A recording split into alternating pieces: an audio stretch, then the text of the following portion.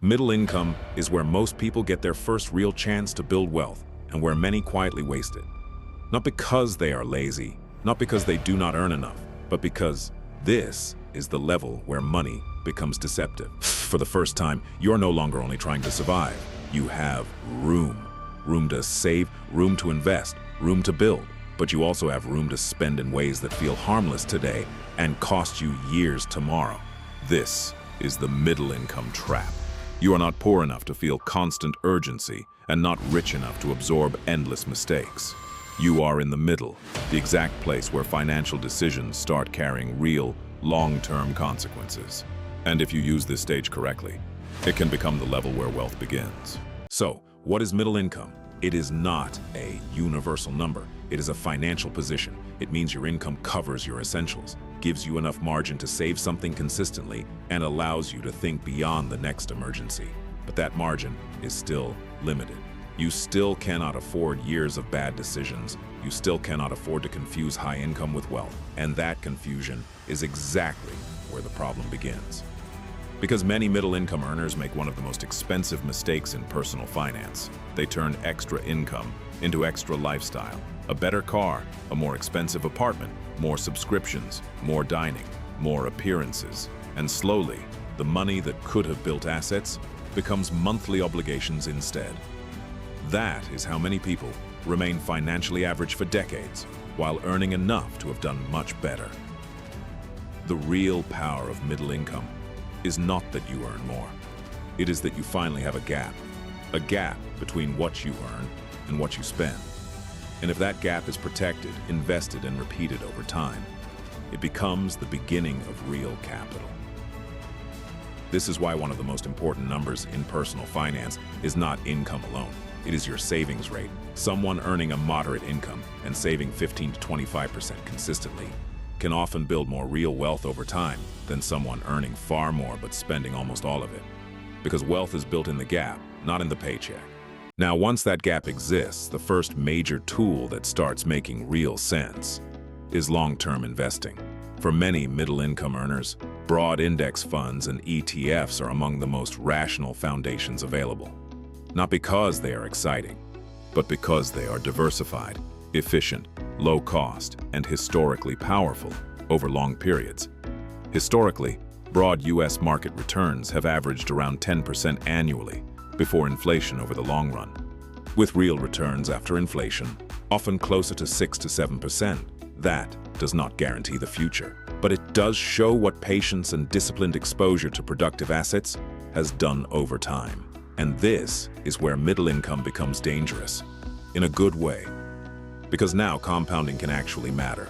If someone invests $500 per month for 20 years at an 8% average annual return, they could end up with around $294,000. At 10%, that number rises to roughly $380,000. That is not luck. That is not hype. That is consistency, meeting time. But market investing is not the only intelligent move at this level. For many people, one of the highest return investments is still increasing income itself, because an extra $300, $500, or $1,000 per month can radically change how much you are able to save and invest over the next decade. This is where investing in skill building, certifications, tools, and income-producing capabilities becomes extremely powerful. So, what are some of the most practical and profitable areas people can invest in to improve income? First, digital skills. Skills like copywriting, video editing, graphic design, coding, data analysis, digital marketing, and sales.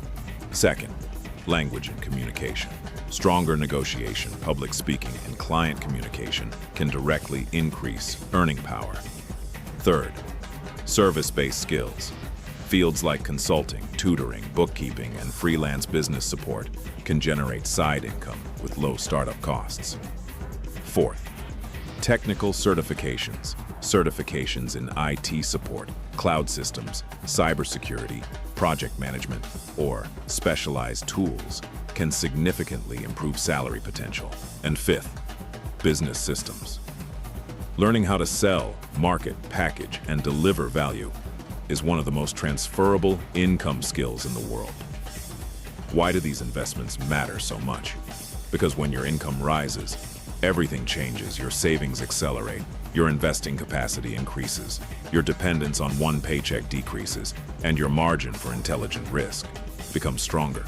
Now, what about real estate? This is where many middle-income people get emotional. Real estate has status. It feels solid, it feels like success, and sometimes it is a good move, but only when the numbers support it. If the debt is too heavy, if your liquidity becomes weak, if maintenance and taxes drain your flexibility, or if buying delays stronger investments elsewhere, then it is not automatically a smart decision. Real estate is powerful when it fits the plan, not when it replaces one. So for middle-income earners, the smartest order often looks like this. 1. Maintain a solid emergency fund, often 3 to 6 months of essential expenses. 2. Eliminate high-interest debt. 3. Automate long-term investing into diversified assets. 4. Continue investing in skills, tools, or opportunities that raise income. And 5. Only then consider larger commitments like real estate or business expansion, when cash flow and reserves are strong enough. And what should middle-income earners avoid? Lifestyle inflation, inconsistent investing, buying liabilities to feel successful, taking oversized risks out of impatience, and copying high-income strategies before building a middle-income foundation properly. Because middle income is not a waiting room, it is not a neutral zone. It is the stage where your future starts taking shape. Handled badly, it can trap you in comfort without progress.